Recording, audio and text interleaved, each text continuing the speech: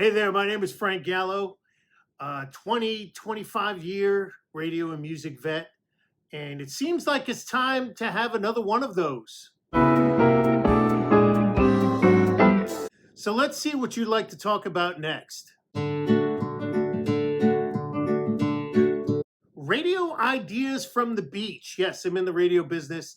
On the beach is a radio term when you're between jobs, which is a lot of us since the COVID pandemic has really cut through the radio industry.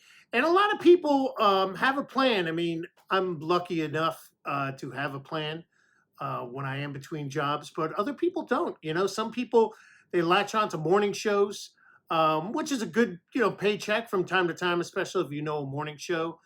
But the only issue is that if you're a performer, if you're an on-air personality, um, that's a really tough gig to have because you're not really on the air. You're probably doing some producing, which is being more of a gopher, or some social media. And if that's something that you enjoy, then that's great because those jobs are always available, especially if you know a morning show, if you worked with a morning show um, at a radio station. But that was never me, man. I never, there was always some type of issue with the direction of the show. Of course, I'm a programmer, so it's very difficult for me to let go the direction, especially from a host that's has a little ego, but it's his show. It's one of those types of things that I wouldn't see myself doing. One of the other things to do, of course, if you're really known in the industry or in the record industry, or if you have a lot of relationships with record labels, you could help them out or subcontract. A lot of people do that as well. Hooking up with a social media company and doing part-time social media, doing part-time voice tracking from home. Those are always opportunities for people that are just on-air talent that want to keep their foot in the game. I mean, other people like myself, you want to be a little bit more creative, so you want to work on certain creative things that you can do outside of radio, whether it is music consulting, DJing, things of that nature, digital stuff, website stuff. There's plenty of things to do when you're not in a radio station. And it's kind of one of those things where if you do have side jobs or you have other money making endeavors, it's a good chance to focus on that for the time being and really not get into that mindset of I really need a job in radio, because that's really not a good mindset to be in, because a lot of the jobs that you see right now are extremely low paying. They're in smaller markets. They're looking for people with talent that have major market talent, and they can get because they're depressed, they're not in radio. So that's definitely one of those situations you want to avoid, because in reality, it'll be worse than not having a job. You'll be in a situation where you hate life every day, and that's not the reason why you're in radio.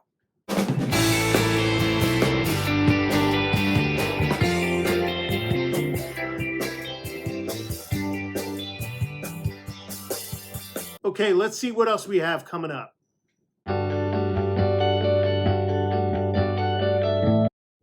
Why blue hair?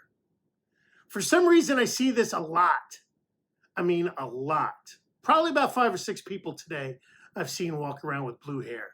And I never understood why. I mean, listen, you can color your hair any specific color that you really enjoy. But for some reason, I'm seeing a lot of these pastel hair colors walking around, and almost kind of looks like a surf convention. I mean, that's my perspective. I'm a little old school, but again, I don't want to shame anybody walking around with blue hair. I'm just trying to figure out why. I mean, me personally, it almost seems like when you walk around today, there's a lot of people that are enamored with anime, which is the Korean or Chinese, those crazy cartoons, the anime, which is kind of cool. And it seems like everyone wants to be an anime character.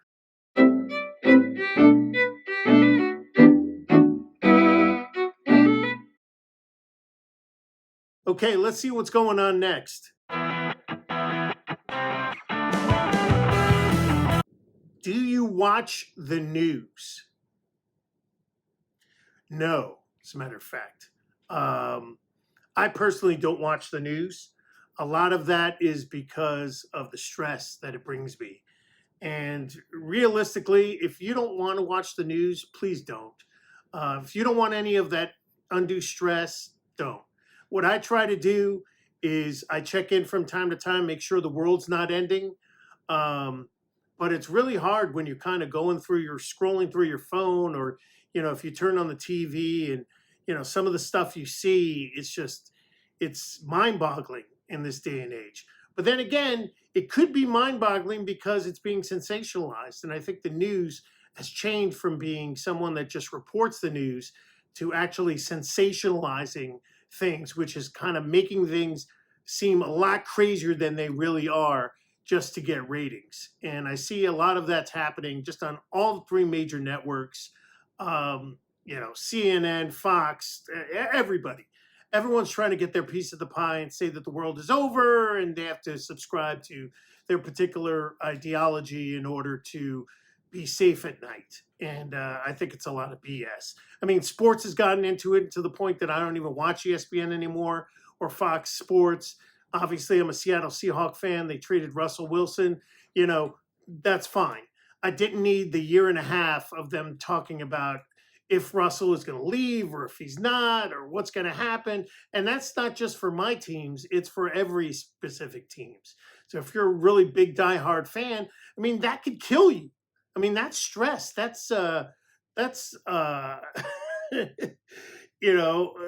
is anxiety. Big time. Some of the things that you do not want to have, especially in this day and age as we're coming out of COVID, walking around worried about, they traded your best player somewhere and you're all depressed about it.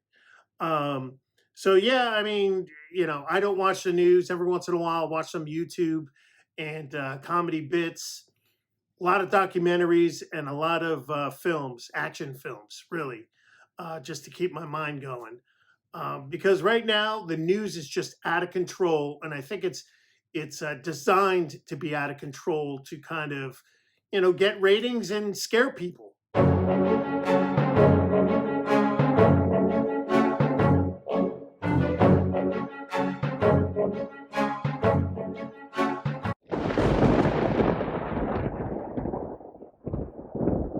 Is COVID over?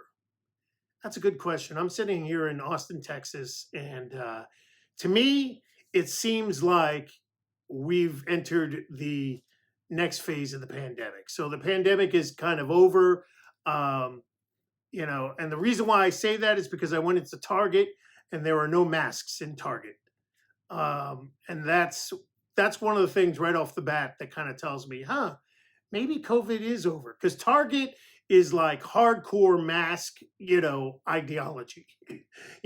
Anything that is even remotely scary, they're going to subscribe to it. And the fact that they didn't have any masks on kind of tells me that we've kind of died down a little bit with COVID. A lot of people have been vaccinated, or boosted, and COVID is becoming part of our life, as opposed to a pandemic that we have to stop, which is a good thing. I mean, I still here in New York, it still gets kind of crazy from time to time. I just think it's maybe politicians trying to control. That's just my opinion. But as of right now, it looks like it might be over. It looks like people that are wearing masks right now, either A, are sick, or B, if you're just like a regular person wearing a mask, I feel bad for you. I mean, you're just afraid of everything. And hopefully at some point you'll be able to take the mask down and realize that, hey, if you get sick, you go to the doctor and that's it. You're not going to die.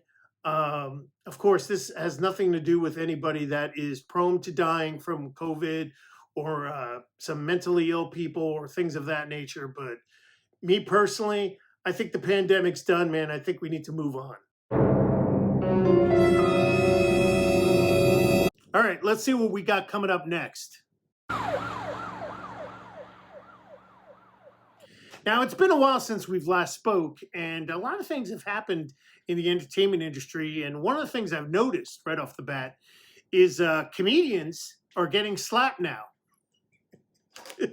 Now, I'm going to strike that for a second because after seeing a couple of YouTube videos of different perspectives, as well as the comedians that I know personally, that's something that's always been going on in the comedy clubs. You're dealing with hecklers, you're dealing with people throw stuff at you, but for some reason, that's actually starting to happen on TV in front of people and at major shows. Of course, we know about the Will Smith stuff, which was very weird watching that. But also Dave Chappelle. I mean, he played the Hollywood Bowl. I think it was like 2 weeks ago, a week and a half ago, and some guy like tackled him on stage. You know, I I, I don't know what that is. I don't understand. I mean, the only thing that I'm thinking of right off the bat, well, I have two things that I'm thinking of. Number one, people coming out of COVID and we're all mentally unstable. Or number two, because of the Will Smith thing and all the publicity it got, budding artists and rappers and people that really need those likes on their YouTube channel are willing to get beat up so they could tackle a comedian to get press. I mean, that's the only other thing that I'm actually thinking of that has to do with what's going on here. I mean, I'm not even going to get into the whole woke thing or whatever. That's just, I mean, that's being a comedian. I mean, you're a comedian. A lot of people are, bashing you on Twitter. You're just going to have to deal with it. I mean, figure out a way to put a spin on it. You have a brilliant artistic mind and do that. But the fact that we're actually showing a lot of publicity towards those types of people, I think will make more people do things.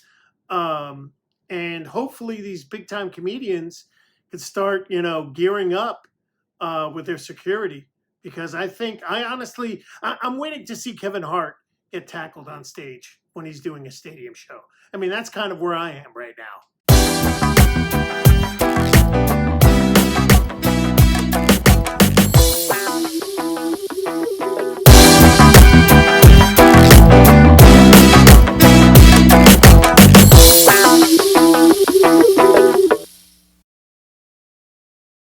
All right, let's see what's next.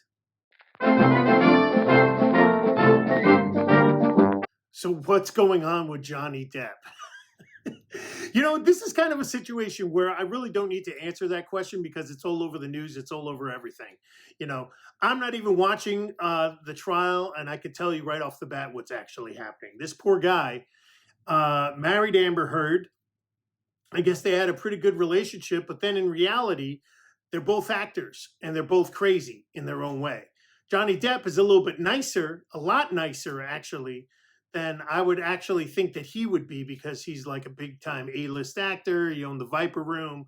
He's a musician. I could see him being a little crazy. But what's happening is you're starting to realize that no, he's actually not the crazy one in this marriage. It's Amber Heard. She's out of her mind. And out of her mind so much that he's willing to go to trial to save his name. And she pretty much depicted him as a crazy wife slapping maniac, when in reality, it's the opposite. It was her. I'm not even going to talk about what they had in the bed and I mean, I think that's kind of disgusting, but a lot of the comedians right now are talking about that because it's funny. I don't think it's funny. I think it's kind of disgusting. I mean, I don't know what I would do if I came home and I saw that in my bed. I would probably flip out as well and break things or whatnot. But this poor guy, Johnny Depp, hopefully he gets out of this situation and learns finally to never date an actress again.